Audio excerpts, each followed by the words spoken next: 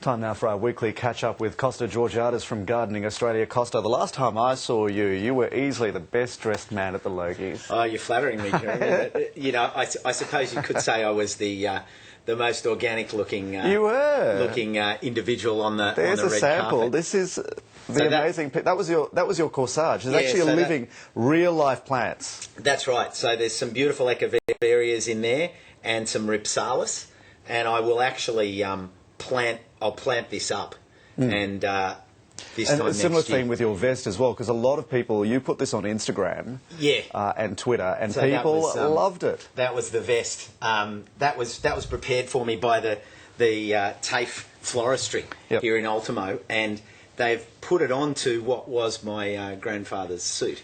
So it's kind of like a nice way to look at upcycling and recycling and dealing with fast fashion in a way that, you know, I got this tailored. They put their part on it, and it was really quite a nice little way to go. And you know, and this doesn't just go in the bin once it's sort of died, because you took last year's corsage, and you planted it in the ground, well, in a pot, and this is what happens of the corsage.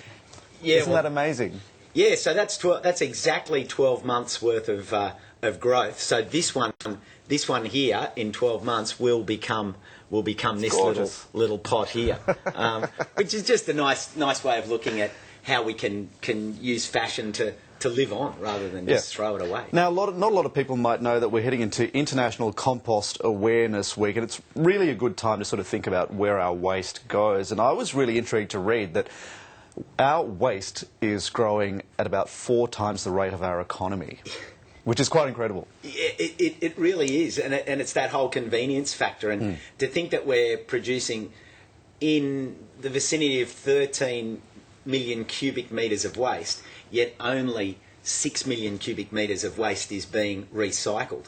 So there's plenty of room, and Compost Awareness Week is about raising awareness and saying, let's have a look at the scorecard and see what we can do. And you're talking particularly about organic waste here. Yeah, exactly. So that's, and in this case, on the show this week, Tino shows, you know, just anybody how they can kick off with a hot composting system. So what's hot compost? What does that mean? Yeah, so a hot compost is where you actually put in a lot more nitrogen and build that temperature up quite quickly and get that breaking down a lot faster than if you were just adding your food scraps to a normal compost bin where the worms are just breaking it down slowly. So there's different ways of going about it, and that's the interesting thing. We can contribute in lots of little ways to help look at, you know, the fact that we have such a big waste problem.